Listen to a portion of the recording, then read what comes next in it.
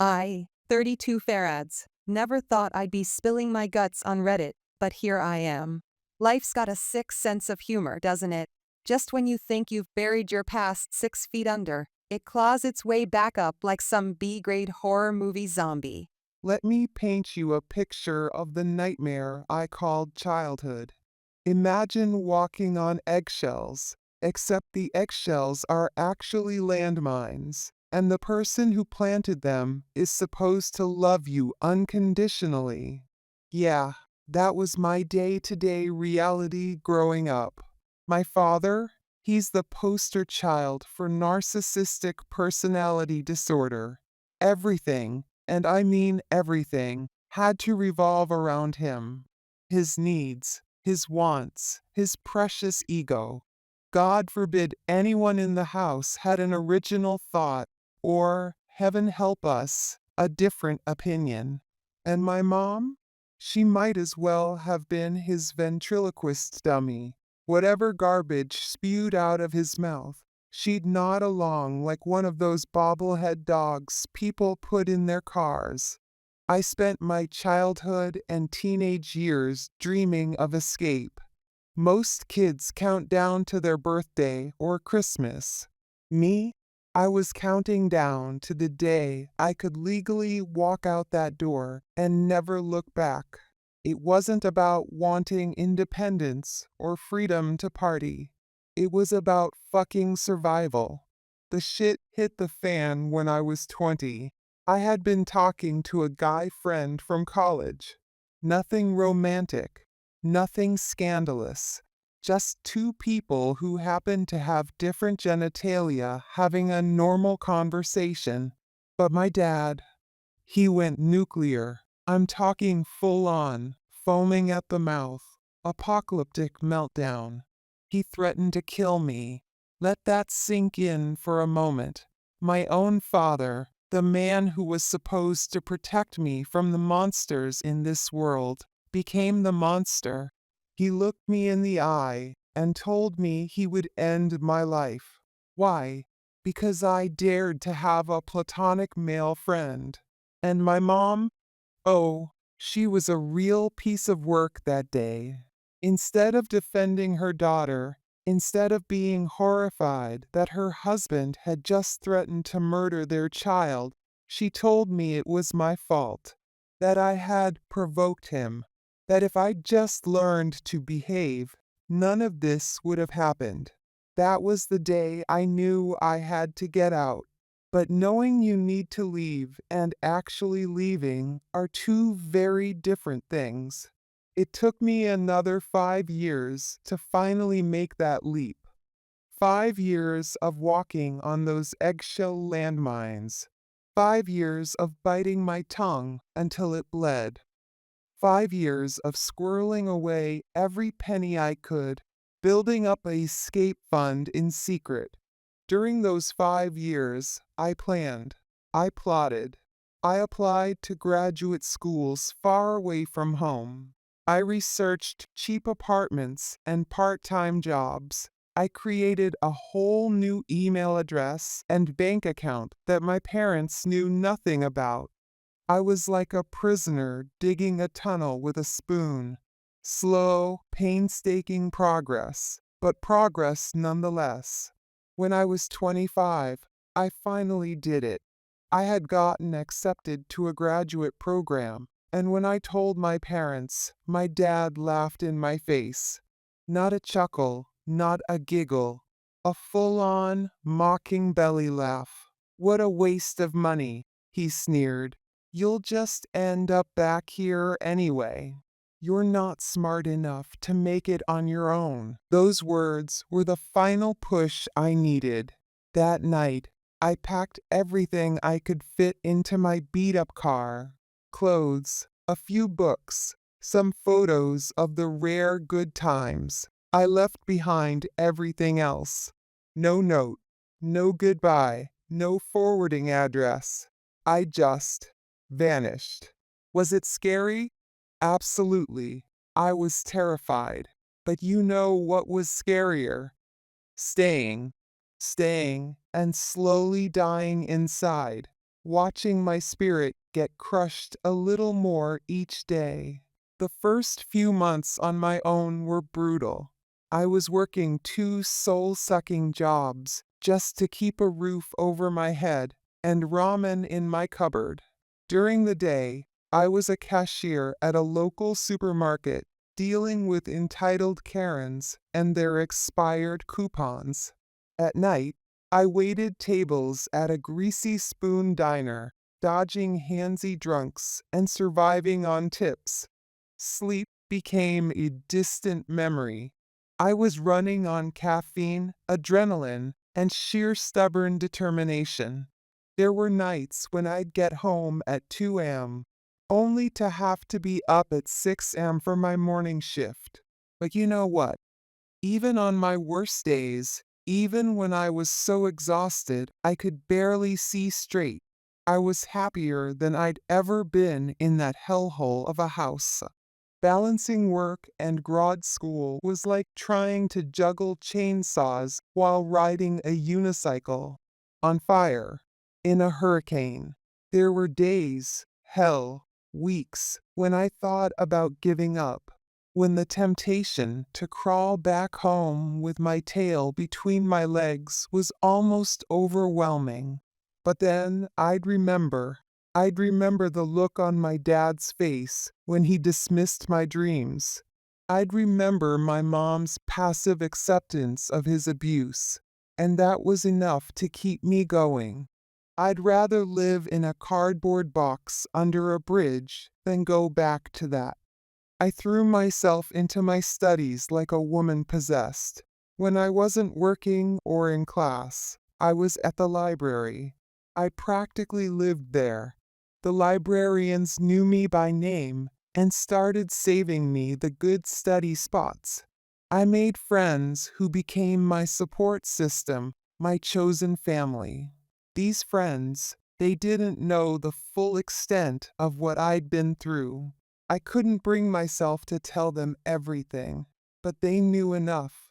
They knew why I flinched at loud noises, why I sometimes needed reassurance that I wasn't a burden, why holidays were a minefield of emotions for me. Graduation day was. I don't even have words for it.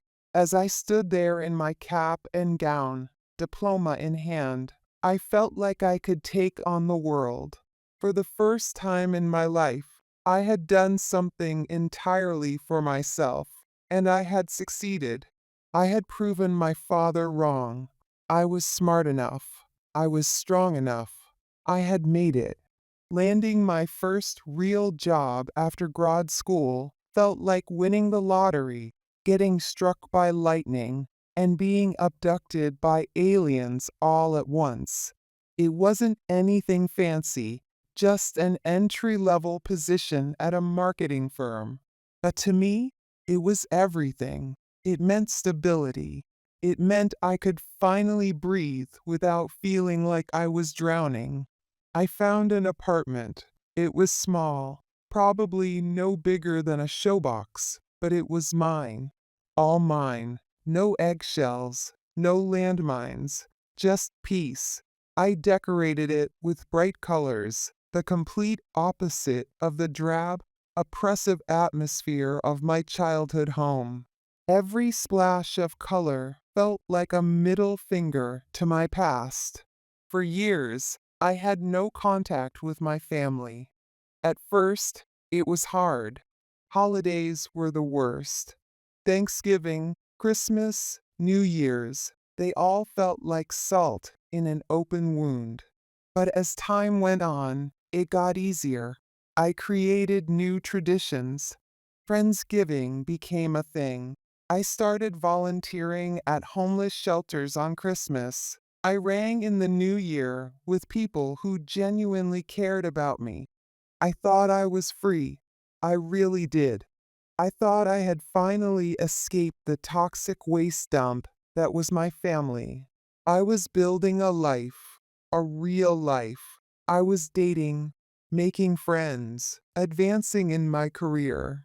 For the first time, I felt like a real person, not just an extension of my father's ego or a punching bag for his moods. Then, 2 weeks ago, it all came crashing down. I got a letter in the mail. The return address made my blood run cold. It was from my parents. My hands shook as I opened it, half expecting it to be filled with more threats, more guilt trips, more emotional manipulation. Instead, it was a plea for money. My father, in his infinite wisdom, had failed in yet another half-baked business venture. They were drowning in debt, and now they were turning to me, the daughter they had cast aside like yesterday's garbage, for help. The sheer, unmitigated gall of it all makes me want to scream until my lungs give out. After everything they put me through, after years of no contact, they have the audacity, the absolute balls, to ask me for money as if I owe them a single, solitary cent. I've been sitting on this letter for 2 weeks now, stewing in a toxic cocktail of rage, disbelief, and a tiny, traitorous hint of guilt. Part of me wants to ignore it, to set it on fire and dance around the ashes, to continue living my life as if they don't exist, because for all intents and purposes, they haven't for years. But there's another part, a part I hate with every fiber of my being, that feels guilty. They're still my parents, after all, the people who gave me life, even if they spent the next 2 decades trying to suck that life right back out of me. But then I remember. I remember the years of walking on eggshells, the constant fear, the way they tried to crush my dreams like bugs under their heels. And I wonder, do I really owe them anything? Haven't I already paid my dues in tears and terror? I'm at a crossroads now, and I don't know which way to turn. Do I help them and risk getting pulled back into their toxic cesspool of a world? Do I open that door, even a crack, and risk them barging back into my life, bringing all their drama and dysfunction with them? Or do I stand my ground and refuse, potentially cutting ties with my family forever? I never thought I'd be in this position. I thought I had left all of this behind. I thought I had exorcised these demons. But here I am, 32 years old, successful in my career, finally happy, and my past is threatening to unravel everything I've worked so hard for. I don't know what I'm going to do, but I do know one thing. I'm not that scared little girl anymore. I'm not the doormat they can wipe their feet on. I'm stronger now, tempered by years of struggle and success. Whatever decision I make, it will be on my terms, not theirs. They don't get to dictate my life anymore. That power is mine now, and I'll be damned if I let them take it back. I guess what I'm really asking is, what would you do in my shoes? How do you handle toxic family members who come crawling back when they need something? Is it wrong of me to want to keep them out of my life, even if it means they might lose everything? Am I a terrible person for even considering turning my back on them? I feel like I'm standing on the edge of a cliff, and no matter which way I step, I'm going to fall. If I help them, I fall back into their toxic world. If I don't, I fall into a pit of guilt. I just hope that whatever decision I make, I can live with it, because I'm the one who has to look at myself in the mirror every day, not them. Thank you for reading this far. It feels good to get this off my chest, even if it's to a bunch of strangers on the internet.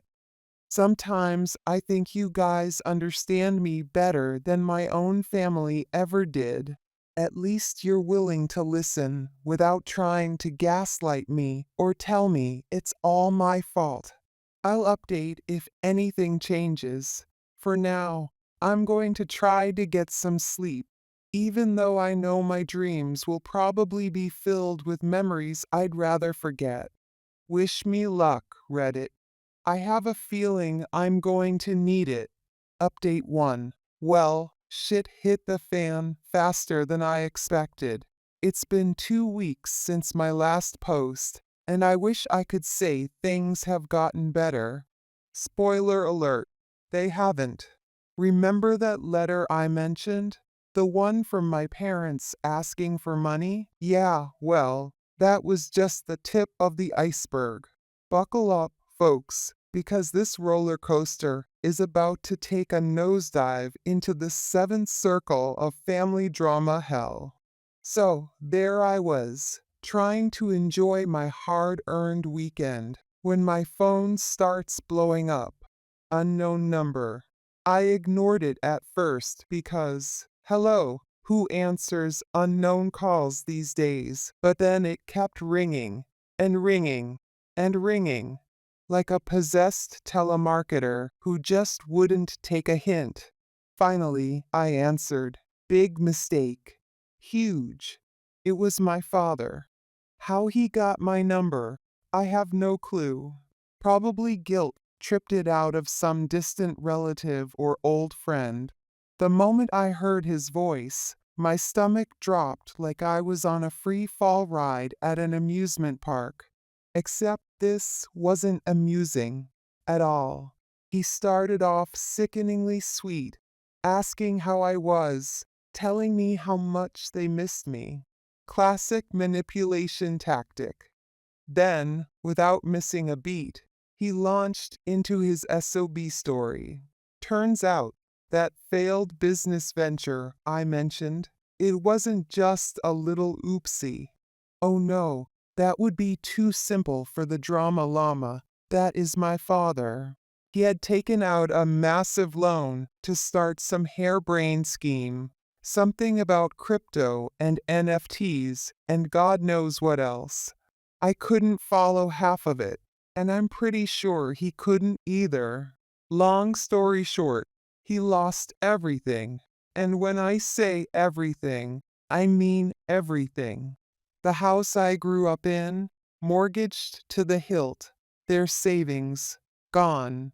My college fund, not that they ever intended to use it for my education anyway, poof, vanished into the ether of whatever digital scam he fell for. And now, here's the kicker. They're facing foreclosure. In a month, they'll be out on the street unless they can come up with a small fortune. And guess who they think should provide that fortune? Ding, ding, ding. You guessed it. Yours truly. The audacity, the sheer, unmitigated gall. I swear, if audacity were a renewable resource, my parents could power a small country. I sat there, phone pressed to my ear, listening to this man who had made my life a living hell for 2 decades, as he detailed exactly how much money he needed. It wasn't a small amount. We're talking 5 figures here. Money that would drain my savings, the safety net I've worked so hard to build. And you know what the worst part was? He acted like he was entitled to it. Like I owed it to them. We raised you, he said. We put a roof over your head. The least you could do is help your family in their time of need. I nearly choked on my own rage. The least I could do. The least I could do, as if I hadn't spent years in therapy trying to undo the damage they'd done. As if I didn't still wake up in cold sweats some nights, remnants of old fears clinging to me like a second skin. I wanted to scream. I wanted to tell him exactly where he could shove his request. But I didn't. I just sat there, silent, as he rambled on about family duty and responsibility. When he finally ran out of steam, I managed to choke out that I'd think about it. Then I hung up and proceeded to have the mother of all panic attacks. Just when I thought it couldn't get worse, my mom called. If my dad was the bad cop, she was trying to play good cop. All tears and oh honey, we miss you so much. And we're so proud of the woman you've become. Proud? Proud. Where was that pride when I was busting my ass in grad school? Where was that pride when I landed my first jobs? Where was that motherly love when Dad was threatening to kill me? I'll tell you where it was. Nowhere. It didn't exist. And it doesn't exist now. This is just another manipulation tactic. And I'm sick to my stomach that a part of me still wants to fall for it. She went on and on about how sorry they were for the past, how they've changed, how they just want to make amends. And oh, by the way, could I please help them out of this teensy-weensy financial pickle they found themselves in? I felt like I was taking crazy pills. Had I stumbled into some parallel universe where the last decade hadn't happened, where they hadn't emotionally abused me for years, where they hadn't kicked me out and left me to fend for myself? By the time I got off the phone with her, I was shaking with rage, with fear, with a toxic cocktail of emotions I couldn't even begin to untangle. Here's the thing, Reddit. A tiny, traitorous part of me wants to help. It's the part that still craves their approval, that still wants to be the good daughter. It's the part that whispers, maybe this time will be different. Maybe they really have changed. But the rational part of me, the part that's been through years of therapy and self-reflection, knows better. This isn't about making amends. This isn't about family. This is about money, pure and simple.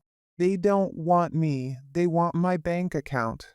I haven't given them an answer yet. I told them I needed time to think, to look at my finances. In reality, I'm sitting here, typing this out to you strangers on the internet, hoping for, I don't know what. Advice? Validation. A magic wand to make this all go away. I know what I should do. I know I should tell them to kick rocks. But knowing what you should do and actually doing it are two very different things. So here I am, back at square one. Do I give them the money and potentially open the door to more manipulation and drama, or do I stand my ground and cut them off for good, knowing that it might mean they end up homeless? I feel like I'm drowning here, Reddit. Every option feels wrong.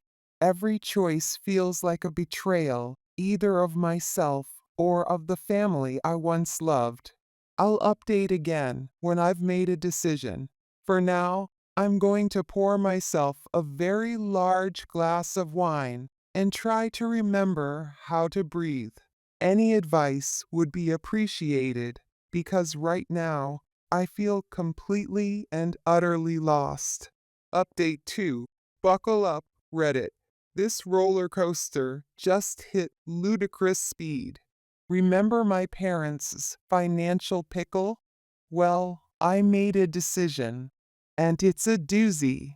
After a wine-fueled pity party, I woke up with a wicked idea. If they wanted to play dirty, game on. I put their house up for sale, online, without telling them. Yeah, you read that right. I created a listing on one of those we buy ugly houses sites, used old photos, wrote a vague but enticing description, and hit post. Petty? Absolutely. Possibly illegal? Maybe. Satisfying?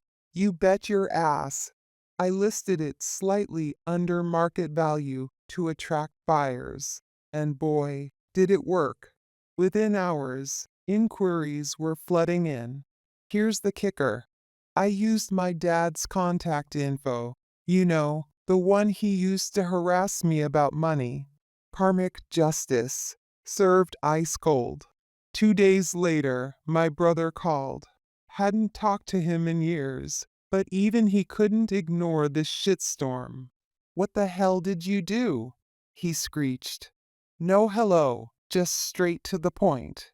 Turns out, my parents had been fielding non-stop calls. Real estate agents, developers, even some sketchy cash buyers, all eager to snatch up the charming fixer-upper I'd advertised. Dad was in panic mode, convinced it was a scam. Mom was in tears, unable to comprehend why strangers wanted their house. And my brother? Caught in the middle, trying to play peacemaker. When he realized it was me, he lost it, ranted about how cruel and unnecessary it was. But for the first time in weeks, I felt in control. Well, I said, cutting him off, I thought I was helping. They needed to sell the house to pay debts, right? I'm just speeding up the process. The silence was deafening. Then, you're insane. Do you have any idea what you've done? I laughed. I couldn't help it. The absurdity of it all just bubbled over. What I've done, I said, is give them exactly what they wanted. Help. It's not my fault if it's not the kind of help they expected. He called me some choice names, but I didn't care. For once, I didn't give a damn what they thought of me. The next day, I got an email from my father. Subjects. Why? It was a masterpiece of guilt tripping. How I was destroying the family, throwing away years of love and sacrifice. Ha! Breaking my mother's heart. But get this, mixed in was a new demand. If I took down the listing and gave them money, they'd forgive me for this childish prank. The audacity made me laugh out loud.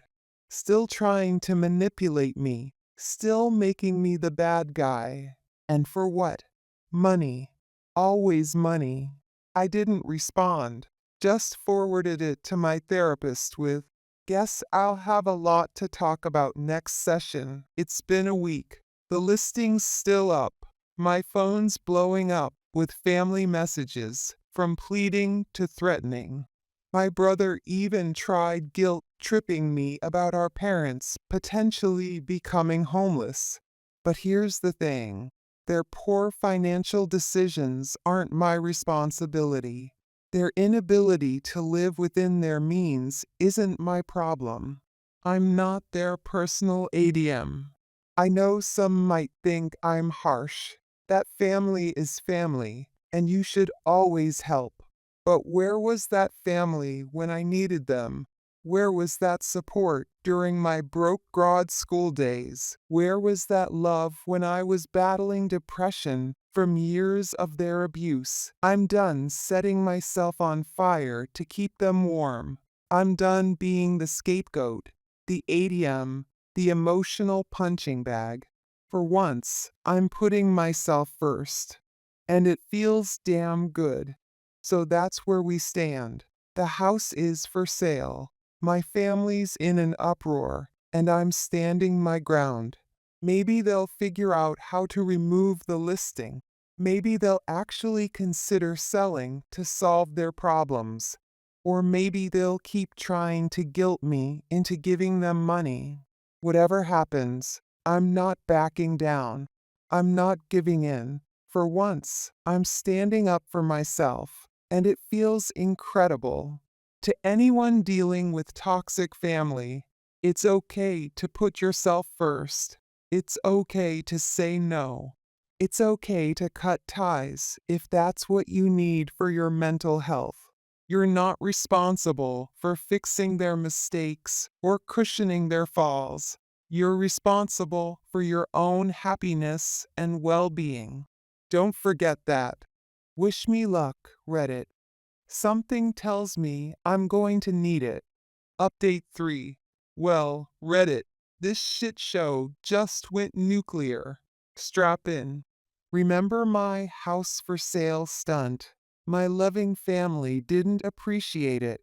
Shocker, right? First, dear old dad.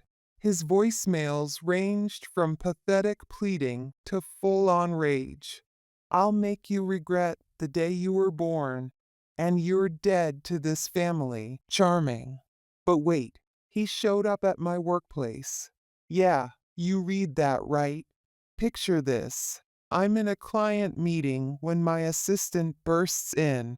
There's a very angry man in the lobby, screaming about his ungrateful bitch of a daughter. My boss, being decent, called security. They escorted him out, but not before he made sure everyone heard what a terrible daughter I am. Mom played the guilt card. She called my old friends, relatives, even college professors, claiming I had a mental breakdown and needed an intervention. The concerned messages I got were both touching and infuriating. But the award for most dramatic overreaction goes to my brother. He created a GoFundMe page for our parents with my full name and picture. His story? I had stolen money from our parents, leaving them destitute. The house listing was me trying to sell their home from under them. He painted a picture of poor, elderly parents betrayed by their cruel, greedy daughter. The kicker? People were donating. Former classmates, old neighbors, even coworkers, all buying into this image of me as some monster. When I saw that page, something in me snapped. I called my lawyer. Yes, I have one on speed dial now. Welcome to my new reality. We discussed options, the GoFundMe, defamation, dad's workplace visit, harassment, the endless calls, stalking. My lawyer suggested cease and desist letters. I was tempted to go nuclear, to sue them for every penny. But a small, rational part hesitated. Did I really want to drag this into court? So I made a decision. One last attempt at adulting. I emailed them all, laying out how their actions were illegal and grounds for a lawsuit. But I offered a deal. Take down the GoFundMe. Stop contacting me and my friends. Leave my workplace alone. In return, I'd remove the house's listing and we'd go our separate ways. I gave them 48 hours to comply. Those were the longest 2 days of my life. At the 47th hour, I got an email from my mother. We're sorry, the GoFundMe disappeared. The calls stopped. The flying monkeys went quiet. Just like that, it was over. Or was it? I know my family. This is just a tactical retreat. They're regrouping, and someday they'll be back with new manipulations. So I made another decision, a final one. I filed for a restraining order against all of them. Extreme? Maybe. More drama? Probably. But I'm done. Done with the manipulation, done with the guilt, done with looking over my shoulder. The hearing is next month. I have a folder of evidence, threatening voicemails, GoFundMe screenshots, coworker statements about dad's visit. My lawyer says it's solid. I should feel relieved, but mostly I'm just tired. Bone deep, soul crushing tired. This isn't how family should be. The fact that I need legal protection from my own parents, it's all so fucked up. But I'm doing it anyway. I deserve peace. I deserve a life free from their chaos. If they can't respect boundaries voluntarily, I'll enforce them legally. So here I am, waiting for a court date to explain why I need protection from the people who gave me life. It's surreal. It's painful. But it's necessary.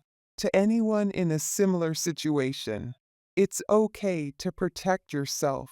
It's okay to set extreme boundaries. You don't owe anyone your peace of mind, not even family, especially not toxic family. I don't know what the future holds, but I do know this. I'm not that scared little girl anymore. I'm not their doormat. I'm a strong, independent woman taking control of her life.